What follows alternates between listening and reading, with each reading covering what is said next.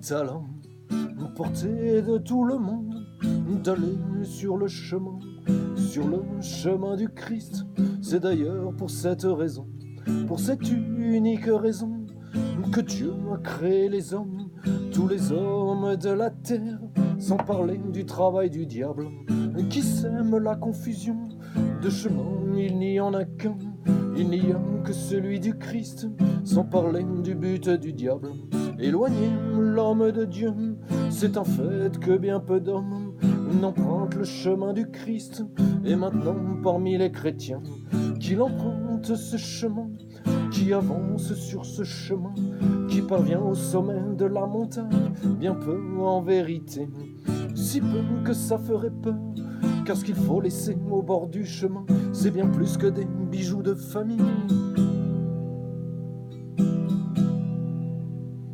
Que ce chemin est dur, car il faut faire tant de sacrifices, étouffer sa volonté et mettre à mort l'amour que l'on se porte. C'est folie aux yeux des hommes, tout le contraire de ce qu'ils préconisent. C'est si dur de ne plus vouloir s'écouter, d'affamer son moi qui crie famine.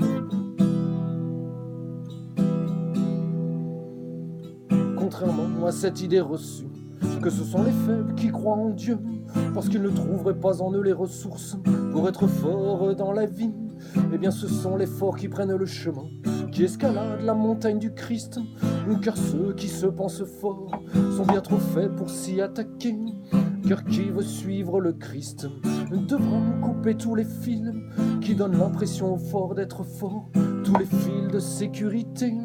Vous qui vous sentez fort, seriez-vous capable, mes frères, de sauter du haut d'une falaise sans le moindre parachute? Car suivre Jésus c'est un peu ça, c'est étouffer ce qui nous donne l'impression d'exister et d'être fort.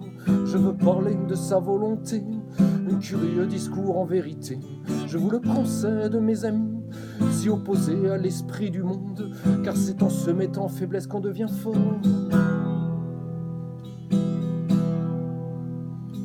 Ce chemin est dur, car il faut faire tant de sacrifices, étouffer sa volonté et mettre à mort l'amour que l'on se porte.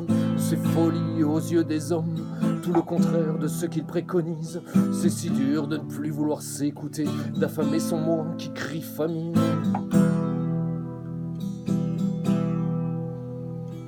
Les hommes ne comptent que sur eux pour avancer sur le chemin.